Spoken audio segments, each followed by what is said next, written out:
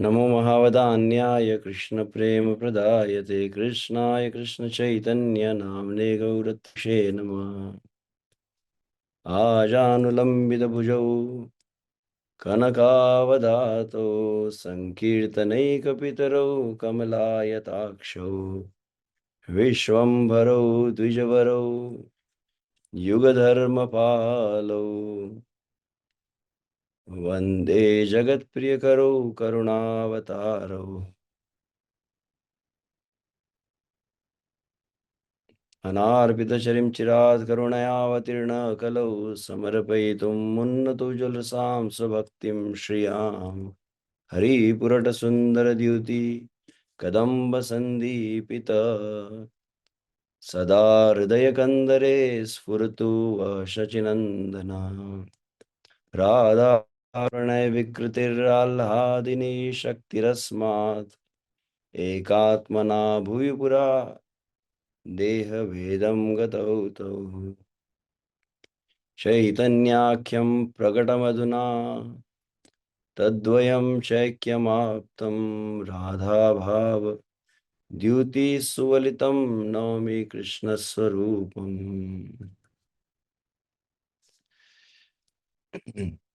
जय जय श्रीवासादि यत भक्तगणा प्रणतहैया वन्दो सबार चरण। हरे कृष्ण। आज यहाँ पर हालांकि श्रील श्रीवास ठाकुर आविर्भाव महोत्सव को मनाया जा रहा है और हम सभी भक्त श्रीवास ठाकुर के विषय में परम पूज्य श्रील गुरु महाराज जी के मुखारविंद से 8 बजे श्रवण करेंगे।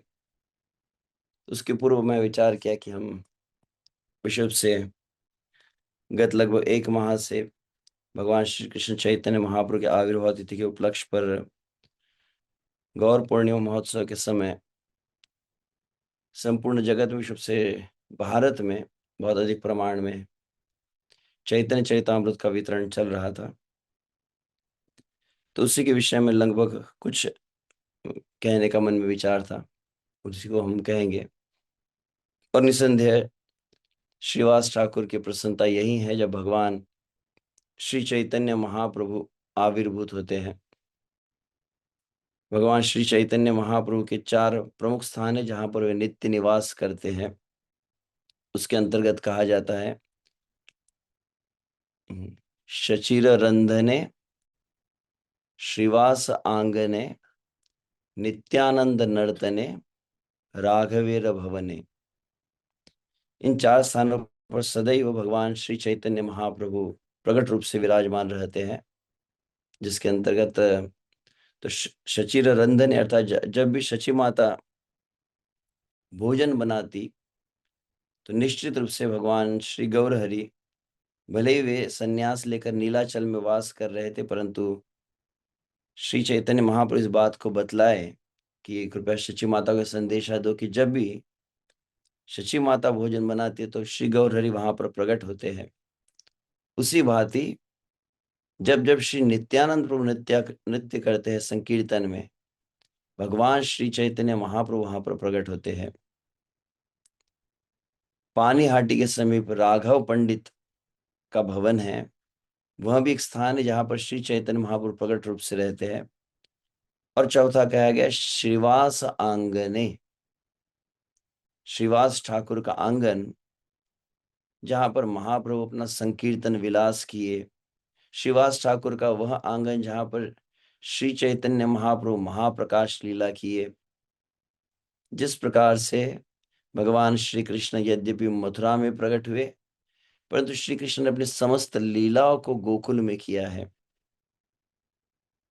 उसी भांति कहा जाता है कि हालांकि श्री चैतन्य महाप्रभु योगपीठ में प्रकट हुए हैं, परंतु उनकी प्रमुख जो संकीर्तन विलास लीला है वे श्रीवास आंगन में भी की है। तो इस तरह का वह श्रीवास आंगन की बड़ी भारी महिमा है। बतलाया जाता है कि वहां पर जो पुष्पों का वृक्ष होता था नित्य प्रति समस्त भक्त आकर वहां पर पुष्पों का चयन करते, परंतु कभी पुष्पों का क्षय नहीं होता था, सदैव वहां पर वृद्धि होती रहती, सदैव वहां पर फूल खिलते रहते थे। और भगवान श्री चैतन्य महाप्रभु अपने समस्त प्रमुख अंतरंग भक्तों को लेकर नित्यानंद, अद्वैत गदाधर, मुकुंद, हरिदास, श्रीधर, इन समस्त भक्तों को लेकर चैतन्य महाप्रभु यहाँ पर ही उस महाभाव रस आस्वादन को किए हैं। और ऐसे श्रीवास की कृपा जिन पर हो जाती है, कई लीला है, उन लीलाओं को विस्तार से आप श्रवण कर सकते हैं। चैतन्य चैतन्य चैतन्य भागवत में श्रवण किया जाता है, जहाँ पर श्रीवास ठाकुर के भतीजी के रूप में नारायणी को श्री चैतन्य महाप्रभु अपना उच्चिष्ट प्रदान करते हैं। कैसे श्रीवास ठाकुर के घर के जो पानी भरने वाली होती है उस पर श्री चैतन्य महाप्रभु कृपा करते हैं। यहाँ तक कि श्रीवास ठाकुर के वस्त्रों को बनाने वाला जो दर्जी होता है, हालांकि वो मुसलमान होता है, उस पर भी श्री चैतन्य महाप्रभु कृपा करते हैं। और समस्त भक्तों को आगे चलकर जो पय पान ब्रह्मचारी आता है उस पर श्री चैतन्य महाप्रभु कृपा करते हैं। जिनको श्रीवास ठाकुर ने स्वीकार कर लिया, वह श्री चैतन्य महाप्रभु के अंतरंग उस महाभाव प्रकाश का आस्वादन कर सकते हैं। और जिन्हें जो श्रीवास ठाकुर के चरण में यदि अपराध कर दे, तो कितना ही श्रेष्ठ हो, ज्ञानी क्यों न हो, उसे श्री चैतन्य महाप्रभु स्वीकार नहीं करते। और उसका प्रमुख दृष्टांत है देवानंद पंडित, जो परम विरक्त थे, परम ज्ञानी, श्रीमद् भागवत के प्रकांड विद्वान वक्ता, परंतु श्रीवास ठाकुर के प्रति जब अनादर हो गया, जब उन देवानंद पंडित के समक्ष श्रीवास ठाकुर का वे स्वयं अपमान नहीं किए, परंतु उनके अनुचर, उनके शिष्यगण जब उस तरह से उनका अनादर किए हैं, और उस समय देवानंद पंडित ने एक शब्द भी नहीं कहा, तब देखा जाता है कि श्री चैतन्य महाप्रभु ने उन्हें स्वीकार नहीं किया है। तो जो श्रीवास ठाकुर के अपमान को, अनादर को देखते रह जाता है और कोई प्रतिक्रिया न दिखलाए, तो वह चैतन्य महाप्रभु कृपा से वंचित हो जाता है। और यदि कुछ श्रीवास ठाकुर का अपमान कर दे, तो उसके लिए उदाहरण आता है गोपाल चापल का, जिसने श्रीवास ठाकुर की बदनामी का प्रयास किया और उसे अंततः कुष्ठ रोग हो गया। कुलिन ग्राम में जब श्री चैतन्य महाप्रभु सन्यास के उपरांत समस्त भक्तों के अपराध से मुक्त कर रहे थे, उस समय गोपाल चापल वहां पर आकर गिड़गिड़ाने लगा। और उस समय उन्होंने कहा कि मुझे पर्याप्त कष्ट मिल चुका है, मुझे बहुत अधिक कष्ट मिले हैं, तो कृपया अब मुझ पर कृपा कीजिए। श्री चैतन्य महाप्रभु जो महावदान्य है, वे श्री चैतन्य महाप्रभु जो परम करुणामय है, वे अत्यंत क्रुद्ध हो गए। और तब वे कहे कि श्रीवास के चरण में अपराध करे, यह कुष्ठ रोग तो बहुत ही कम है, सैकड़ों हजारों लाखों वर्षों तक उसे नरकों की यातना मिलनी चाहिए जो मेरे श्रीवास ठाकुर के चरणों में अनादर करता है। तो इस तरह से बहुत सारी लीलाओं में हम देखते हैं श्री अनंत तत्वगत्वा श्रीवास ठाकुर भगवान श्री चैतन्य महाप्रभु के संकीर्तन को इतना अधिक प्राधान्य दिए है कि उन्होंने अपने परिवार की भी कोई पालन पोषण का विचार नहीं किया। भगवान श्री चैतन्य महाप्रभु विचार पूछने लगे हैं, श्रीवास तुम गृहस्थ हो, तुम्हारी पत्नी है, बच्चे है, परिवार है, तुम अपने निज पालन पोषण का कुछ विचार नहीं करते। और श्रीवास ठाकुर ने 3 बार केवल 3 तालियां बजाई और उन्होंने कहा कि हे प्रभु गौर हरि, जो आपका आश्रय लिए, आपका आश्रय लेकर जो नाम संकीर्तन कर रहे हैं, वास्तव उनके समस्त प्रकार की उनकी कोई कामना रहती नहीं, और जो आवश्यकता होती है देह की, वो अपने स्वतः ही पूर्ति हो जाती है। और यदि न हो इस संकीर्तन के द्वारा 1 दिन, 2 दिन, 3 दिन, और 3 दिनों तक अगर व्यवस्था नहीं हुई, तो मैं क्या करूंगा, मैं अपने परिवार सहित गंगा में प्रवेश कर लूंगा। और उस समय बतलाया जाता है, भगवान श्री चैतन्य महाप्रभु बतलाए है श्रीवास को कि हे श्रीवास, आज से मैं घोषणा करता हूं कि ऐसा यदि कभी समय आ जाए, हालांकि यह संभव ही नहीं है, परंतु फिर भी यदि ऐसा कभी समय आ जाए, कैसा समय, जब स्वयं लक्ष्मी जी भिक्षा का पात्र लेकर संसार में विचरण करे, जो धन को प्रदान करने वाली धन की देवी है, वहां भिक्षा का पात्र ले वह निर्धन हो जाए, संभव ही नहीं। उनके जीवन में अभाव आ सकता है, परंतु श्रीवास तुम्हारे जीवन में कभी अभाव नहीं आएगा। इस तरह से श्री चैतन्य महाप्रभु इतना अधिक प्रेम करते थे श्रीवास से। और तो हम देखते हैं कि अंततः उसी संकीर्तन के समय, रात्रि को संकीर्तन चलता था श्रीवास ठाकुर के आंगन में, जब श्री चैतन्य महाप्रभु संकीर्तन कर रहे हैं, अचानक उसी क्षण क्या हुआ, श्रीवास ठाकुर के पुत्र की मृत्यु हो गई। चैतन्य महाप्रभु को बतलाया नहीं गया। जब उनके घर में अंदर अंतर कक्ष में स्त्रियां विलाप करने लगी, श्रीवास ठाकुर जाकर कहा कि कुछ भी हो जाए, श्री चैतन्य महाप्रभु के संकीर्तन को बाधित नहीं करना है, और तुम में से किसी के भी क्रंदन की आवाज से यदि चैतन्य महाप्रभु का संकीर्तन रुक गया, उसी क्षण में अपने प्राणों का त्याग कर दूंगा। ऐसी समर्पण, ऐसी शरणागति श्रीवास ठाकुर प्रकाशित की। अंततः जब चैतन्य महाप्रभु को पता चला, चैतन्य महाप्रभु कहे कि वास्तव मैं ही, ऐसा प्रेम जो मुझे करते, कैसे मैं उनको छोड़कर जाऊंगा। वह समय जब श्री चैतन्य महाप्रभु ने संकेत दिया था कि शीघ्र ही वे नवद्वीप वासियों को छोड़कर संन्यास लेकर नीलाचल में वास करेंगे। तो इस तरह से श्री चैतन्य महाप्रभु का एक विशेष स्नेह रहा है। नित्य प्रति हम जब हरे कृष्ण महामंत्र का जप करते, उस समय भी प्रतिदिन हम पंच तत्व मंत्र का उच्चारण करते हैं, श्री कृष्ण चैतन्य प्रभु नित्यानंद, श्री अद्वैत गदाधर श्रीवासादि गौर भक्त वृंद। और इसके अंतर्गत हम देखते हैं, यदि आप, आशा करता हूं यहाँ पर स्क्रीन पर आपको दिखाई दे रहा है, श्री चैतन्य चरितामृत को श्रील प्रभुपाद प्रकाशित के सबसे प्रथम जो भाग है, उसका जो बुक कवर कहते हैं, उसमें श्रील प्रभुपाद जी ने इसी पंचतत्व चित्र को रखा है, जिसके अंदर आप देखते हैं भगवान श्री चैतन्य महाप्रभु मध्य में है, और उनके दाहिने और नित्यानंद और अद्वैत है, और बाएं और गदाधर और श्रीवास है, जो भगवान श्री चैतन्य महाप्रभु के दो प्रकार के प्रयोजन को पूर्ण करते हैं।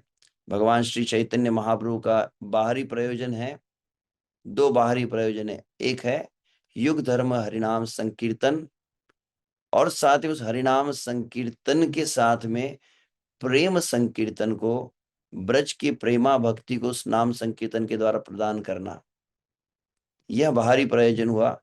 आंतरिक प्रयोजन चैतन्य महाप्रभु का अपना सेल्फ एजेंडा क्या था, वह श्रीमती राधा रानी के प्रेम को, श्रीमती राधा रानी जो श्री कृष्ण के माधुरी का आस्वादन करती है, और श्रीमती राधा रानी श्री कृष्ण को प्रेम करते समय जिस सुख का अनुभव करती है, उसको स्वयं श्री कृष्ण अनुभव करना चाहते थे।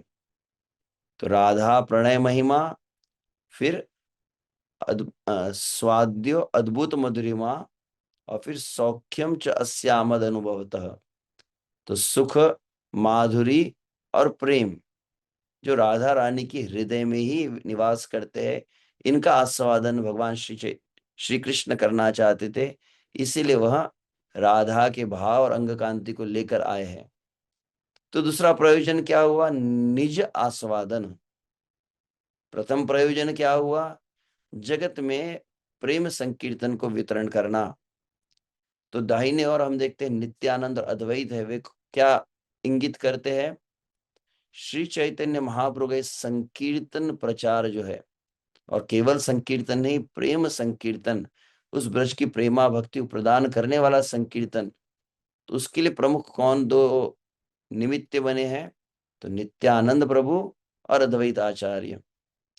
दूसरी ओर हम देखते हैं कौन है, तो गदाधर पंडित और श्रीवास ठाकुर का दर्शन कर रहे हैं। तो गदाधर पंडित कौन है? श्री चैतन्य महाप्रभु 24 वर्ष नवद्वीप में वास किए, 24 वर्ष नीलाचल में वास किए।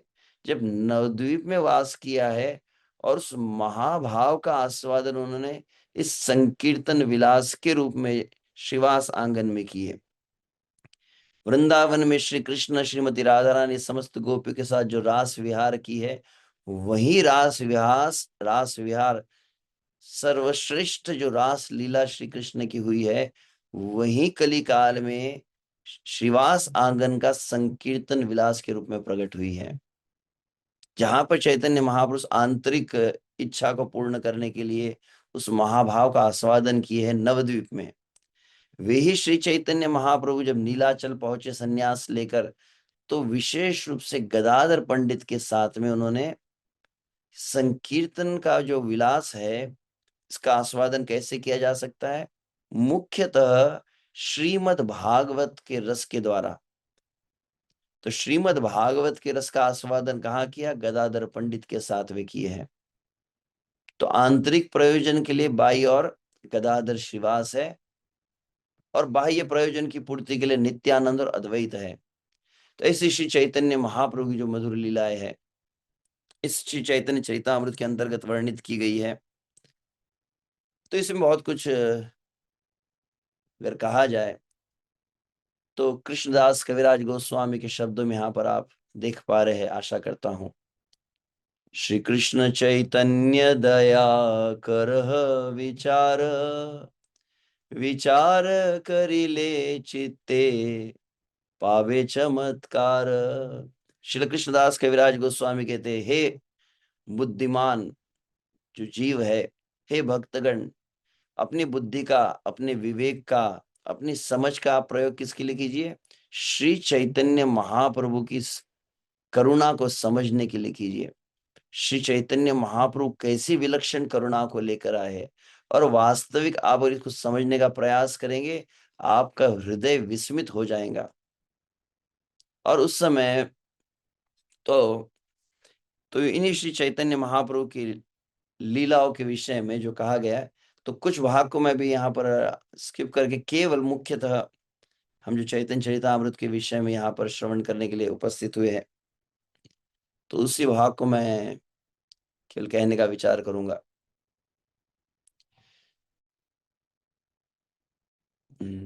तो भगवान श्री चैतन्य महाप्रभु के विषय में जैसे वे कहते, चैतन्य दया करह विचार, विचार करिले चित्ते पावे चमत्कार। कैसी भगवान श्री चैतन्य महाप्रभु की दया है? कहा जाता है, पात्र पात्र विचार नाही, नाही स्थाना स्थान, ये यहाँ पाए तहाँ करे प्रेम दान।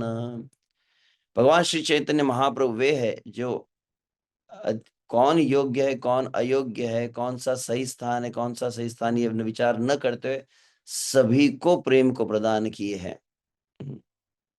विशेष रूप से जिस तरह से पुनः इस बात को कहा जाता है, गौर धाम गौर नाम गौर रूप गुण, अपराध नाही माने तारिते निपुण। क्या कहा गया है? भगवान श्री चैतन्य महाप्रभु का नाम, भगवान श्री चैतन्य महाप्रभु का धाम श्री नवद्वीप मंडल, भगवान श्री कृष्ण चैतन्य महाप्रभु का रूप है, भगवान चैतन्य महाप्रभु जो गुण है, ये कैसे है? जैसे चैतन्य महाप्रभु के नाम की महत्ता है, वैसे धाम रूप गुण सभी एक ही गुण को आत्मसात करते हैं। जिस प्रकार से भगवान श्री चैतन्य महाप्रभु को महावदान्य कहा जाता है, जिस प्रकार से भगवान श्री चैतन्य महाप्रभु अपराधों को स्वीकार नहीं करते, अपराध होते हुए भी उसको प्रेम प्रदान करते हैं, ऐसे भगवान श्री चैतन्य महाप्रभु है। तो उनका नाम रूप गुण धाम भी क्या है? अपराध नाही माने तारिते निपुण। अपराध को स्वीकार नहीं करते, तत्क्षण वह उद्धार करते हैं। तब आगे कहा गया है, हेथा अपराधी पाय प्रेम रत्न धना, अतएव गौर लीला सर्वोपरि हना। अपराधी व्यक्ति को भी जो तुरंत प्रेम रत्न धन को प्रदान करते हैं, ऐसे श्री चैतन्य महाप्रभु की लीला है। इसीलिए कहा जा रहा है अतएव गौर लीला सर्वोपरि है ना। इसलिए श्री चैतन्य महाप्रभु की लीला को सर्वोपरि कहा गया है। मैं गत कुछ दिनों में चर्चा कर रहा था, मैं स्मरण कर रहा था परम पूज्य श्री राधा गोविंद गोस्वामी महाराज जी को जब प्रश्न पूछा गया है, जो स्वयं श्रीमद् भागवत के प्रकांड विद्वान है, जिन्होंने श्रीमद् भागवत के रस को प्रकाशित किया है, परंतु उनका अपना निजी अनुभव वे कहते, यदि उनको प्रश्न पूछा गया कि आप श्री कृष्ण और श्री चैतन्य महाप्रभु इन दोनों के बीच में यदि एक को ही चुनना पड़ा तो किन को चुनेंगे, और तब वे कहते हैं कि श्री चैतन्य महाप्रभु को चुनेंगे, श्री कृष्ण को नहीं। क्योंकि चैतन्य महाप्रभु एक तरह से 2 in 1 पैकेज भी है, जिनमें राधा भी सम्मिलित है, परंतु जो कलिकाल के जीव जो असंख्य अपराधों से भरे हुए हैं, उनके लिए यदि कहा जाए तो यहाँ श्री चैतन्य महाप्रभु की लीला अधिक करुणा को प्रदान करती है। तो इन्हीं को आगे कहा गया है, चैतन्य चरित्र सुन श्रद्धा भक्ति कोरी, मात्सर्य छाड़ी मुखे बोलो हरि हरि। कविराज गोस्वामी कह रहे, हे भक्तों क्या करो, बहुत श्रद्धा के साथ चैतन्य महाप्रभु की लीला को सुनो, और इस संसार के मात्सर्य आदि को छोड़कर हृदय को सरल करके, सरल कोरिया मन, चित्त को पूर्णतः सरल करके श्री कृष्ण के नामों का उच्चारण करते हुए चैतन्य महाप्रभु लीला को श्रवण करना चाहिए। अलौकिक लीला करे श्री कृष्ण चैतन्य, यही हा सुने तार जन्म देह धन्य। श्री चैतन्य महाप्रभु की लीला अलौकिक है। इस जड़ बुद्धि से जिन्हें समझा नहीं जा सकता है, कि जो इनको सुनता है केवल, उसका यह जीवन और उसका यह शरीर को धारण करना भी सार्थक हो जाता है। श्रूयताम श्रूयताम नित्यम, गीयताम गीयताम मुदा, चिंत्यताम चिंत्यताम भक्ता, चैतन्य चरितामृतम। क्या कहा है? श्रूयताम श्रूयम, जिस प्रकार से आप कहते हैं नित्यम भागवत सेवया, कविराज गोस्वामी कह रहे हैं कि नित्य चैतन्य चरितामृत को सुनना चाहिए। केवल सुनना नहीं चाहिए, आनंद पूर्वक चैतन्य चरितामृत को गाना चाहिए। श्रील प्रभुपाद जी के गुरु महाराज श्रील भक्ति सिद्धांत सरस्वती महाराज इस बात को कहे हैं कि भविष्य में निश्चित रूप से शीघ्र ही ऐसा काल आएगा, ऐसा समय आएगा। आज आप देखते हैं महाराष्ट्र में अगर आप रहते हैं तो महाराष्ट्र में जिस तरह से ज्ञानेश्वर तुकाराम आदि के अभंगों को गाया जाता है, उत्तर भारत में आप देखते हैं कि गोस्वामी तुलसीदास जी द्वारा रामचरितमानस की रचना हुई है। घर घर में लोग गाते हैं, नन्हे नन्हे बाल अवस्था से लोग सुंदर कांड का पाठ करते हैं। श्रील भक्ति सिद्धांत से महाराज की ये उक्ति है, आगे चलकर भविष्य में ऐसा समय आएगा गौर हरि, संपूर्ण जगत में चैतन्य चरितामृत को गाया जाएगा। जैसे हम कोई सुंदरकांड गा रहे हैं, जैसे रामचरितमानस को गाया जा रहा है, जैसे महाराष्ट्र अभंगों को गाया जा रहा है, समय आएगा कि संपूर्ण जगत में गौरांग महाप्रभु की लीलाओं को गाया जाएगा। और ऐसा समय आएगा कि संपूर्ण जगत के लोग बंगाली भाषा को सीखेंगे चैतन्य महाप्रभु की लीलाओं को गाने के लिए। हरि बोल। तो यह हम विचार करते, श्रूयताम श्रूयताम नित्यम, गीयताम गीयताम मुदा।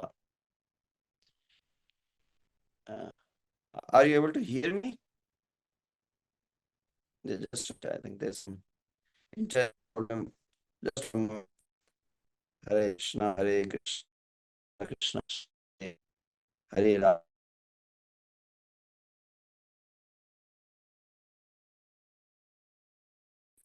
Hare Ram, Ram Ram, Hare Hare. Just moment. Hare Krishna Krishna Krishna Hare Hare. I think आ रहा है आवाज। बीच में कुछ रुक गया था यहाँ पर नेट। तो यहाँ बहुत सुंदर वचन है, श्रूयताम श्रूयताम नित्यम गीयताम गीयताम। वास्तविक जितने भी इस संसार में सार, भाव तत्व, रस तत्व, लीला तत्व, सार, जितने भी तत्व है, श्री कृष्ण का तत्व है, भक्ति का तत्व है, और भक्ति में भी प्रेम तत्व है। प्रेम के अंतर्गत भी भाव है, भाव में भी और क्या है, तो रस है, और रस के साथ अंततः नित्य लीला में प्रवेश करना। ये क्रमशः आप देख रहे क्रम है, पहले कृष्ण है, फिर कृष्ण की भक्ति है, भक्ति में प्रेम है, प्रेम में भाव है, भाव में रस है, और रस से युक्त लीला में प्रवेश है। ये जितने भी तत्व है, बहुत कोई लोग आजकल इस बातों को बहुत कहते हैं, भाव की बातें करते हैं, और फिर प्रेम की बात करने लगते हैं, गोपियों का भाव, राधा का भाव। मुझे स्मरण है लगभग कुछ वर्ष पूर्व में श्री वृंदावन धाम में था। आजकल तो कई संत है, कई महात्मा भी अब सोशल मीडिया के माध्यम से इन समस्त उच्च विषयों पर चर्चा करने लगे हैं। मैंने प्रश्न पूछा किसी इस्कॉन के वरिष्ठ वैष्णव से कि यह बहुत अधिक कहा जा रहा है गोपियों का भाव है, तो कोई कहता है कि मंजरी भाव उससे श्रेष्ठ है, कोई कहता है सहचरी भाव उससे श्रेष्ठ है, और जस्ट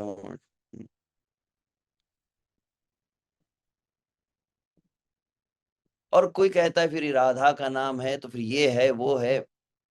बहुत अधिक भाव की चर्चा की जा रही है, तो कहाँ तक इसको समझना चाहिए।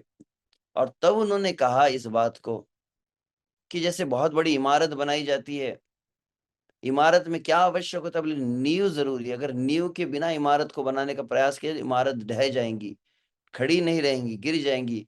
उसी भांति कहा जाता है, ठीक उसी प्रकार से जो ये भाव जगत है, जो रस तत्व है, जो गोपियों का राधा का भाव है, जो महाभाव की चर्चा है, इन समस्त प्रकार के विषयों का फाउंडेशन क्या है, तो कहा गया है चैतन्य चरितामृत। तो मुझे याद है वो बहुत सीनियर विद्वान इस्कॉन के, उन्होंने कहा चैतन्य चरितामृत पढ़े बिना जितने लोग बड़ी बड़ी बातें कर रहे हैं, वह केवल भावुकता मात्र रहेगा, भाव नहीं रहेगा उसमें। भाव और भावुकता में अंतर होता है। अंग्रेजी में कहते हैं one is sentiment and second is sentimental.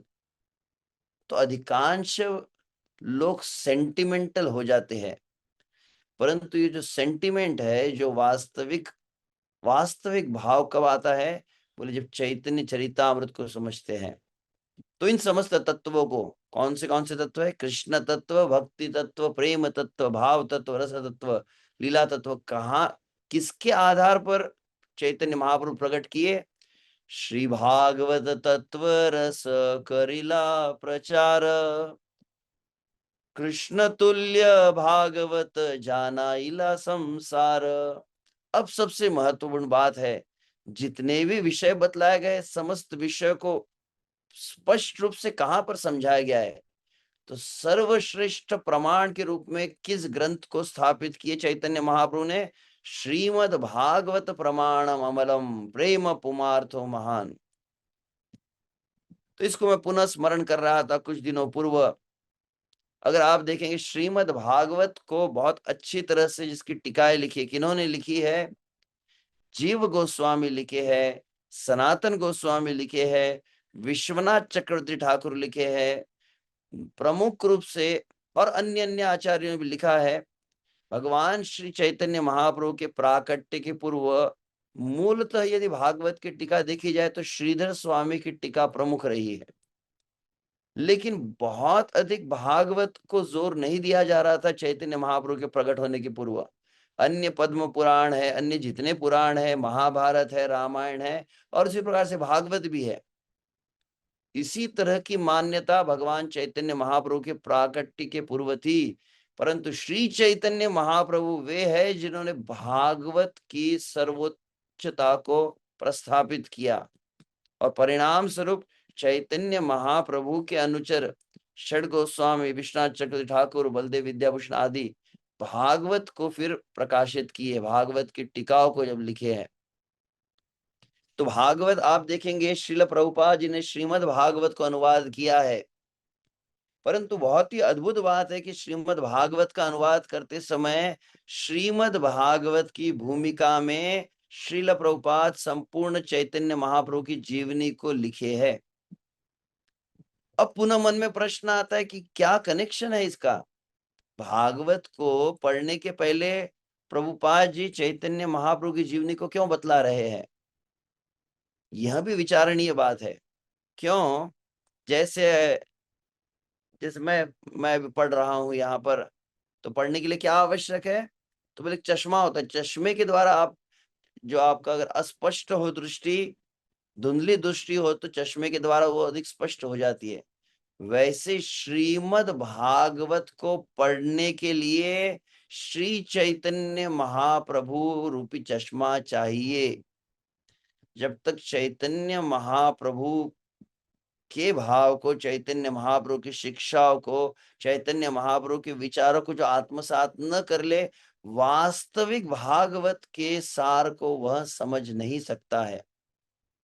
कहने के लिए बहुत लोग भागवत की कथाएं कर रहे हैं, परंतु उन्हीं श्री चैतन्य महाप्रभु के पद चिन्हों का आश्रय लेकर श्रील प्रभुपाद ने जब भागवत को संपूर्ण जगत में पहुंचाया, उस भागवत के प्रचार ने क्या किया? तद्वाग विसर्गो जनताग विप्लवो।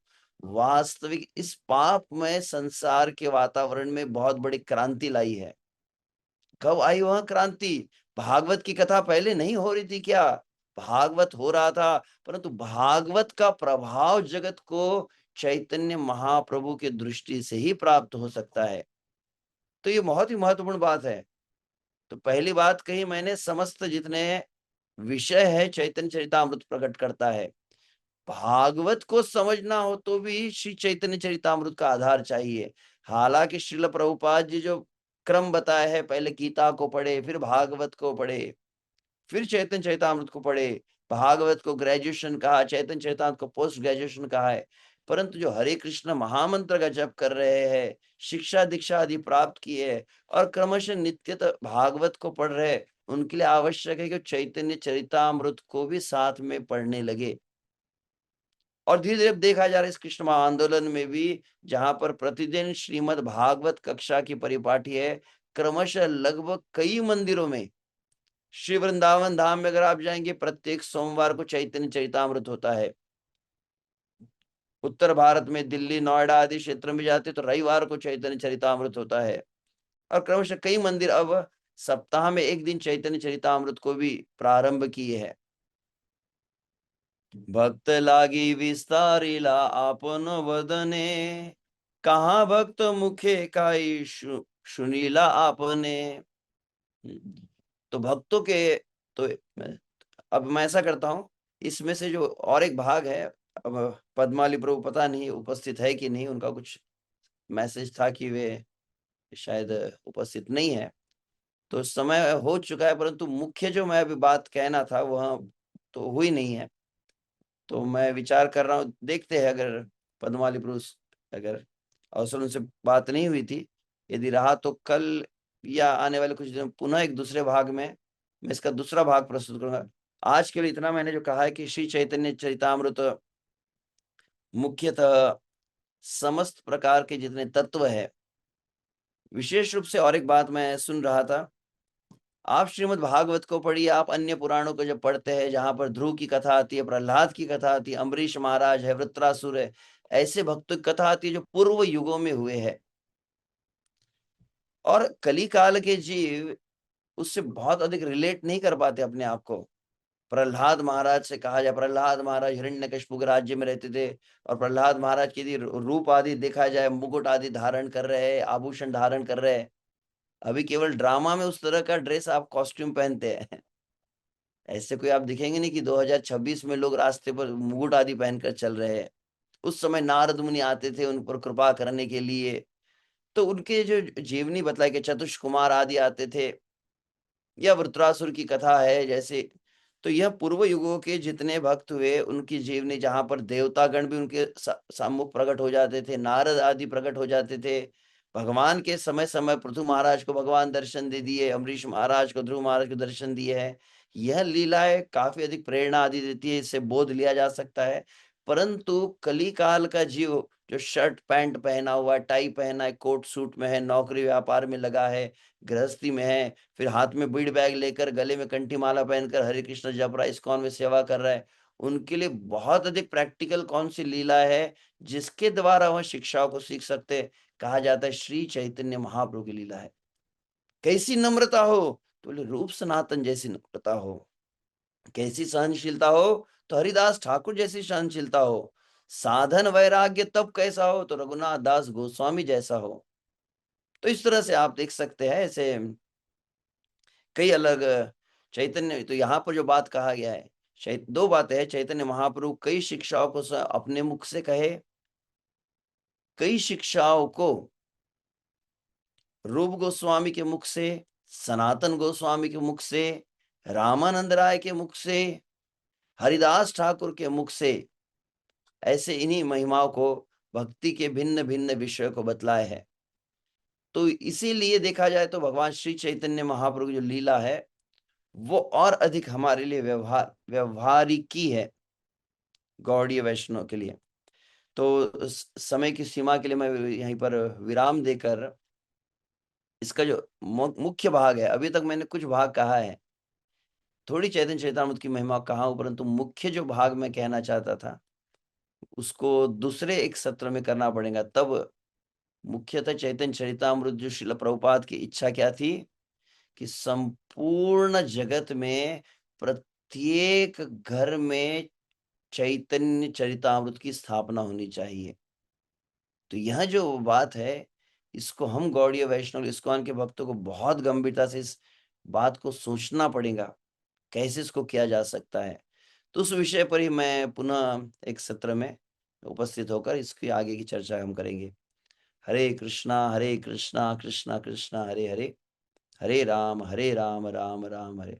प्रारंभ में कुछ तकनीकी काफी कुछ समस्या हुई आज, कुछ अचानक लैपटॉप में बिगाड़ हुआ, इसलिए क्षमा चाहते हैं। हरे कृष्णा। श्री चैतन्य चरितामृत की जय। अनंत कोटि वैष्णव वृंद की जय। जगत गुरु श्रील प्रभुपाद की जय। निताय गौर प्रेमानंदे। हरि हरि बोल।